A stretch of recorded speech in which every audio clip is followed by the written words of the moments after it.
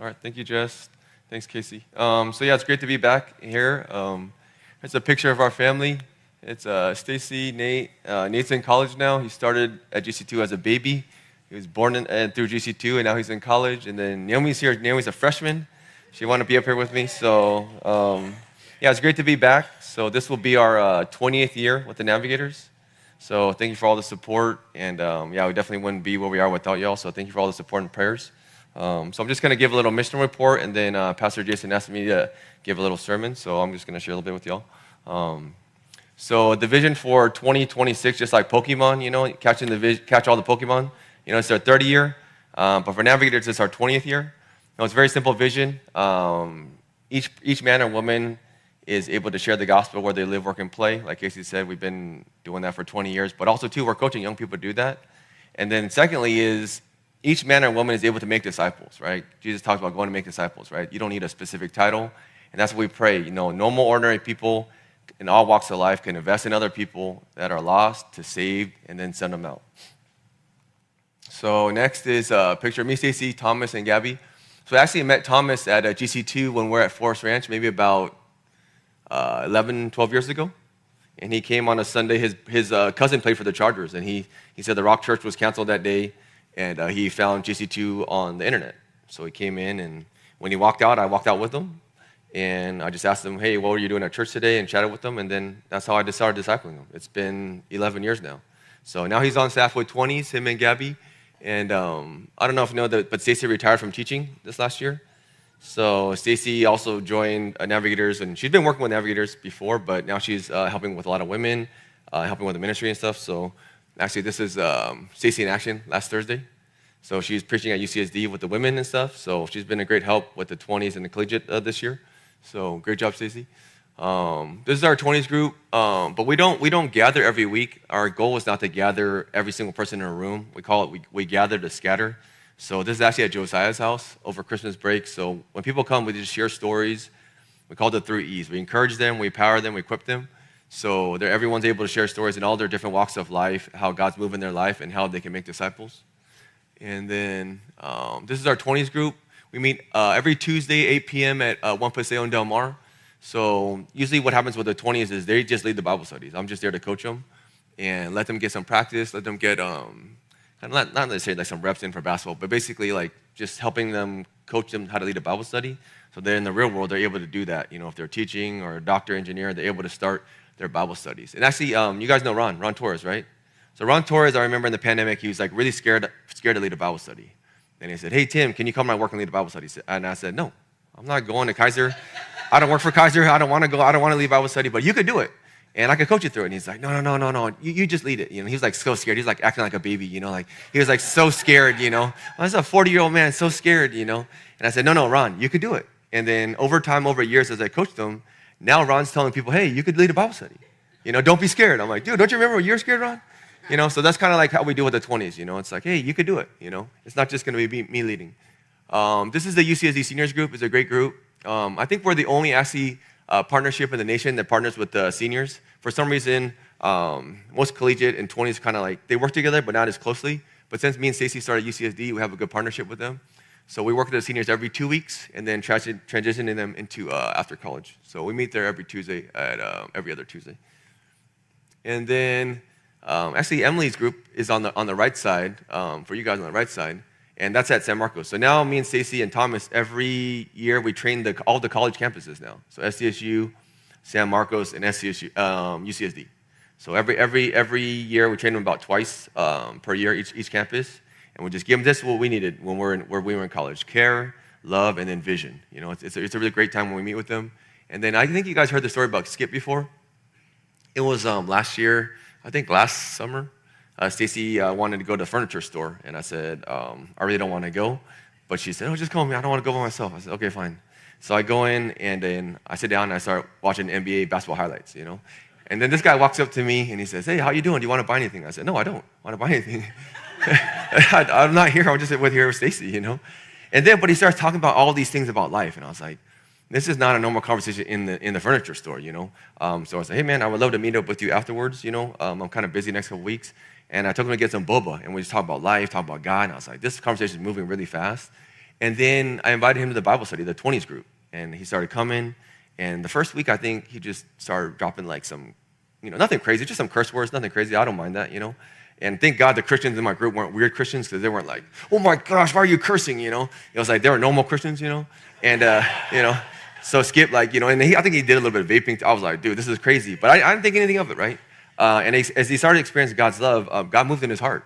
And he accepted Christ like in the beginning of, at the end of last year. And then he started sharing with like his coworkers, his brother, his nephew. And then last Easter, he went with us to church, and he was like right next to me, like praising Jesus.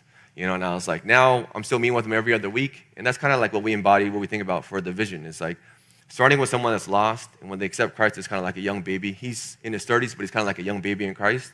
Now we're helping him grow with God and then sending him back out. So that's kind of like what we're praying for the 20s and college in San Diego.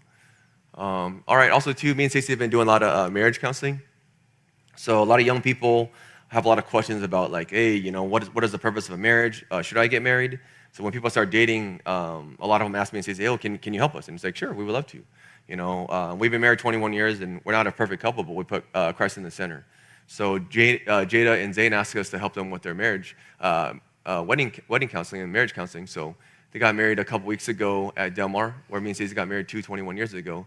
And Naomi usually comes with us to the marriage counseling too, because she's good at breaking the ice, So she likes dating. She likes talking. Actually, I have a crush on Kai. She has a crush on Kai. Yeah. That's perfect. Great. So, all right. So let's get into it. Let's get into God's word. Joshua 3 for today. If you guys could get into Joshua 3. Joshua chapter 3. So I guess we could keep it interactive real quick. What are some ways that God could speak to us? Our heart. Okay, our heart? Okay. Let's just shoot out like 5 ways that God could speak to us. His word. Okay, his word? Dreams? Okay. Other believers? Holy Spirit? Okay, great.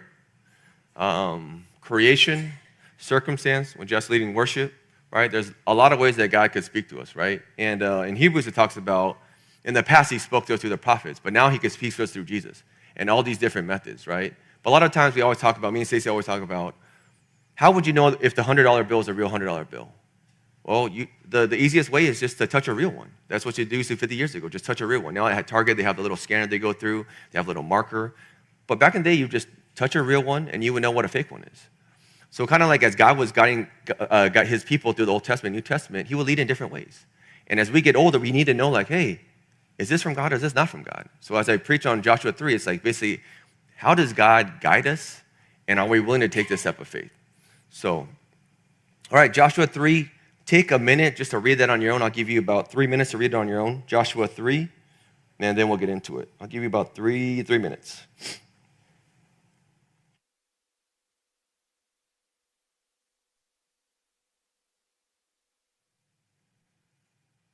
You guys good to go? You want another minute? You okay? All right, cool. Raise your hand if you've read Joshua 3 before. Okay? Raise your hand if you read the whole Old Testament before. Okay, great. I remember when I first became a Christian in like late 90s, early 2000s, I had never read the Bible before. And my friend Daniel, Al, he's passed away, and he's probably my best friend, one of my best friends, and he said, God keeps on speaking to me every day. And I was like, how? God don't speak to me. And then I thought a little bit more. I'm like, oh, but I don't read the Bible. I never read the Bible before, And Daniel's like, I read the Bible 3 times a day.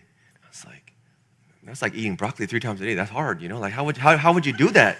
I was barely getting 1 time, And I remember thinking to myself, like, if I want God to speak to me, like, I need to start reading the Bible like Daniel. Daniel was reading the Bible 3 times a day. I'm just going to get it 1. And I remember doing that for the last 25 plus years, every single day. Old Testament, New Testament. And now I read the Bible inside out over and over and over. Right? It's almost like God speaking to me all the time, every single day. But it had to start with this discipline, just starting reading the Bible. Right? And you think about, before we start this story, Old Testament, God would speak to Israel and lead them in the desert, right? Fire at night, cloud during the day, the Ark of the Covenant. But when they left, when they exited Egypt, they still doubted God, right? They still doubted God, even to the point when they're supposed to go to the Promised Land. The 12 spies went in the Numbers, in the book of Numbers, they didn't want to go in. Only Joshua and Caleb trusted God. And now here we are 40 years later. The parents' children are going in, right? Moses has died. Joshua is leading them in Joshua 3. They're going into the promised land. They're actually going in. They're ready to go, right? So as we read it, I'm just going to go over a couple verses. We could talk about some of these stories. In verse 4, it says, then you will know which way to go since you have never been this way before. So we're talking about Paul following the ark, but also following Christ, right? So as God leads you into the future, most people have never gone this way before. And a couple weeks ago, I don't know if you actually know that I actually retired from speaking. So I don't really do speaking anymore because I feel like I'm more like just, like Casey said, I'm just in the streets, I'm just discipling. But this year, because it's my third year for high school, and I wasn't saved in high school, this is my 20th year with Navigators, this is the only year I'm back on, And partly is that because I feel like God guided me there. He's guiding me. And I think, like, as I spoke to college students a couple weeks ago, most people, especially when they're in college, don't know where they're going next. And I remember when Nate was going to be a freshman at Del Norte, and someone asked him, oh, what's your major? And he's like, dude, I don't even have armpit hair.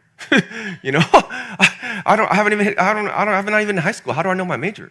It's almost like we want all these answers for these young people, but these young people don't know the answers. Even the older generation doesn't know what the answer is. And I think going forward, as I read these passages, it's almost like we don't know which way to go, but God will guide us. And as we read this story more and more, it's almost like it doesn't matter if you're 20, 30, 40, 50, 60, 70, or 80. You still need God to guide you because we don't know what's going to happen in the future. And I've been thinking about this one book. It's called The Anxious Generation, for the younger generation, how they compare. There's a lot of stress, a lot of anxiety, and partly I think is they put all the pressure on themselves that they need to know their future now. Yet in my generation, I feel like in the 90s, my parents were like, okay, if you're alive and you're being okay, then we're okay with that. But I feel like in the beginning, when my parents first started talking to me like, hey, you need to be a good Asian boy, you get all A's, you got to get a haircut like this, like you're going to act just, and then you realize like later, like, oh, you're not a typical Asian boy, you're crazy, you're not getting all A's, you're not da-da-da-da, and I realized like, thank God my parents just let me be who I was, because as I got older, I don't think I listened to my parents very good, honestly, when I was younger, but when I got older, I definitely didn't listen to my parents. I was listening to God, I was following God. As I share some of these stories, I'll share it with you later that my dad one time told me to quit my job with the Navigators. Like, not just one time, like 10, 20, 30, 40, 50 times. Like, get a new job. But did you think I listened to my dad? No, I didn't listen to my dad. I didn't listen to him when I was younger anyway. But when I followed Christ, I definitely wasn't going to listen to my dad. I was going to listen to God, And verse 5, but Naomi, you have to listen to your dad, though. I am. I wasn't a good boy. Joshua 3:5, it says, Joshua told the people, consecrate yourselves, for tomorrow the Lord will do amazing things. So what does this mean? Like take a shower? Does it mean you dress nice when you come to church? It means you're throwing off your sin. You can't be on both sides of the fence when you walk with God. I can't be like, oh yeah, I'm just, cursing people out and getting in fights before I come to the church. No, I have to have a pure heart. I have to purify myself. And Hebrews talks about, as you run this race, to throw off your sin, anything that hinders, And God's saying that he's going to do amazing things because they're about to cross the Jordan and go into the promised land. All right. In verse 8, it says, tell the priests who carry the Ark of the Covenant, when you reach the edge of the Jordan's water, go and stand in the river. Do we have any outdoor people that are nature people here? Great. What happened? What's your name? Chris. Great to meet you. Chris, what happens when you put your foot in the river and the river is going fast downhill? Could you die? Yeah. The only Eagle Scout I know to this day is Josiah. I remember going on a trip with him, and he's like, I'm going to sleep outside. I'm like, no, you're going to die. He's like, no, I'm an Eagle Scout. I'm like, okay, go ahead. I don't know much about nature, but I do know that if I went, like exactly what Chris said, and someone said, put your foot in the river, I would say, you do it first. And then I'll follow you, Chris, maybe, but I know I would not test my foot in there first. Or just jump in like a belly flop or something. I wouldn't do that because I know my life would be cost my life. And I think a lot of times when God works, he wants you to know like, oh, are you willing to take a step of faith? Are you willing to do something that most people won't do? And it could be something small like, hey, cancel social media today then. Put your money where your mouth is. Or give some of that money to someone that needs the help. Or, hey, are you willing to do this and evangelize or pray for someone that looks scary? I remember in the early 90s. I was at the first CBC church, and I wasn't a Christian. And sometimes I'd be like Skip. I was saying like a couple F-bombs or some words, and people were like, oh my gosh, this guy's crazy, But guess what? I wasn't a Christian. I wasn't saved. And if one person took the time to invest in me, I bet you I would have became a Christian. But no one ever did. They're always scared of me. Like, oh, Tim's crazy, he's saying some bad words, But later on, when someone did invest in me, that's when I came to know Christ. So whatever it is that God's asking you to do, that's kind of the main thing for today. It's like, are you willing to take that step of faith, right? And I'll close off with this one, and I'll share a couple of stories. In verse 17, it says, the priests who carried the Ark of the Covenant of the Lord stopped in the middle of the Jordan and stood on dry ground, while all Israel passed by until the whole nation had completed the crossing on dry ground. So as the priests first stepped in, the water stopped uphill, and then everyone would have passed by. And I'll close off with that later at the end. It's like, as you take a step of faith, it's not just for yourself. And I shared that with Nate, and I shared that with Stacey the other day. It's like, as you take a step of faith, let's say you quit social media, you're going to bless someone else to tell us, hey, you don't need that stuff. You take a step of faith to share someone about Christ, you're going to bless that person. But first, you have to put your foot in the river. Just like I said, Chris, yeah, you could put your foot in first, but he's going to bless himself, but then he's going to bless me because I get to go through after him, right? So I have a couple stories I want to share with you. So I wrote down, I found this letter at my mom's house the other day. I was talking to Casey earlier about Pokemon cards. Remember, Jess, I heard you had some nice Pokemon OG cards. So I was looking in my closet for some Pokemon cards, but I didn't collect Pokemon. I wish I did. And I found this letter. It's from 2002. And I actually wrote my mom a letter in late 90s. And my mom said, don't go to Vegas.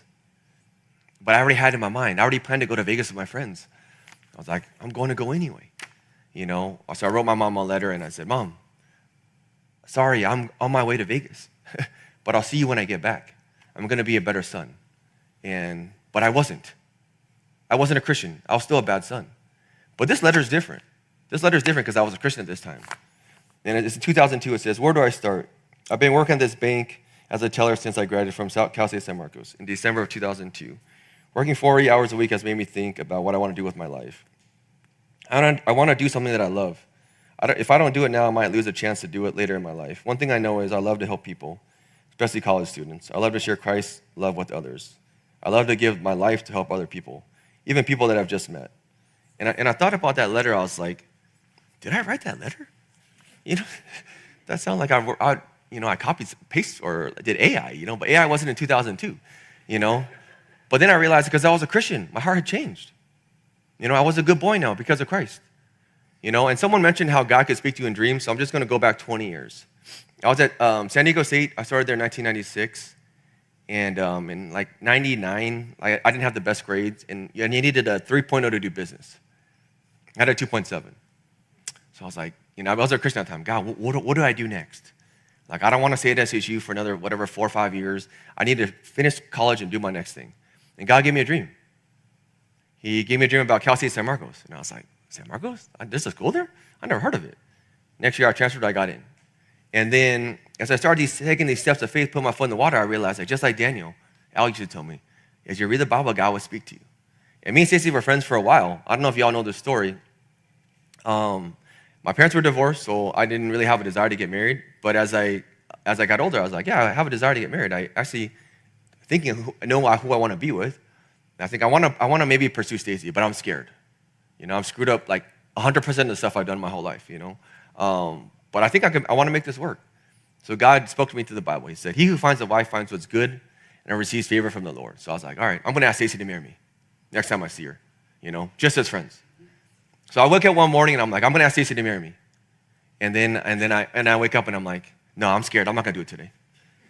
And I read the Bible, and then like God was next to me in this room. He said, God did not give you a spirit of timidity, but a power, love, and self-discipline. And I called Stacey. I need to talk to you. She goes, what about what? Anything important? I go, no. No. But I was still shivering my boots, But I knew God had spoke to me. So I took Stacey that day, went to Del Mar, just chatted, and I said, I want to ask you to marry me. I have no ring, I have no money, but I got Jesus, And Stacey goes, I'll pray about it. And as we got married and we started working, Stacy was a teacher, and I was doing real estate at the time.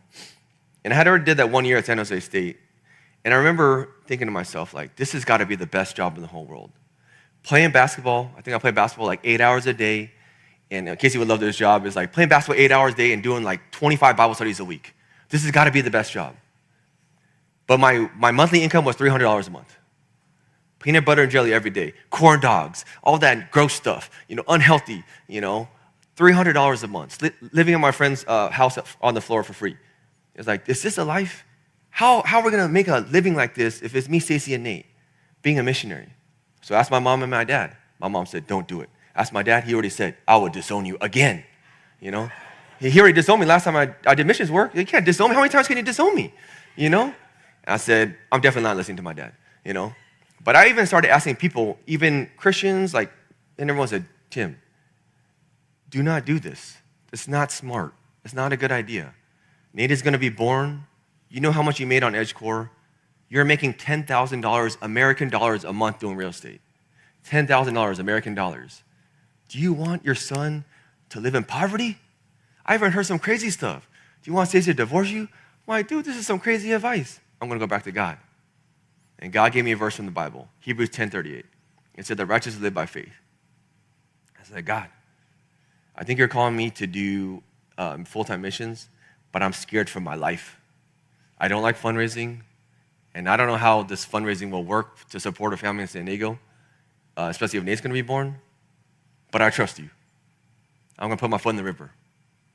And Stacey put her foot in the river. And the next year, real estate crashed. It was the worst crash in United States history. But guess what? I already put my foot in the river. Everyone's crossing with me. I had already left, And I'll close off with this last story since Naomi's here. So when Naomi was born, we didn't know she had Down syndrome. Yeah, you got a special chromosome. You're lucky. So what happened with me and Stacey was like we didn't know. But 7 days in, they said, hey, we want to tell you something. And me and Stacey, that day we cried the whole night because we didn't know what to do, right? And then what did? We just went back to God's word. In Psalm 34:4. And the Lord said, I sought the Lord, he answered me and delivered me from all my fears. The next day I woke up I was like a different person. Like I didn't feel the thing I felt the day before. The day before I was like, God, why me? This is not fair. All my hopes and dreams, it's gone. But then but Naomi's 15 years old. Every night I thank God for Naomi. I thank God for Naomi's life. And I know that God has a plan, but the whole time I just have to trust him. Because you never know, because you always think, oh, God's going to lead this way. But the more you read Joshua, even how God uses Rahab, a prostitute, to basically guide Israel and have those two spies stay alive. And then Joshua 6, he says, this is what I want you to do when Jericho goes down. And it's always like 6 days. And on the seventh day, march around 7 times and blow the trumpet. It's like this oddball plan. But you trust him, like he'll always provide. But it's not always going to look the same for each person. So in the next 5 minutes, this is what I want you all to do. Number one, very simple. Write down what you're going to take a step of faith in. You guys know. It's already in your heart. You already know today what you want to take a step of faith in, right? And number two, in 1 minute after that, you're going to share with the person next to you. If you're not next to someone, just get next to someone and share with them what you wrote down. And number three, you're going to pray for each other, all right? So I'm going to give you guys 5 minutes to do that. And then after that, Jess is going to do a song, right? And then I'll come up with the closing thoughts, all right? So 5 minutes, okay? Number one, what you're going to take a step of faith. Number two, share with the person. And number three, pray together, okay? 5 minutes.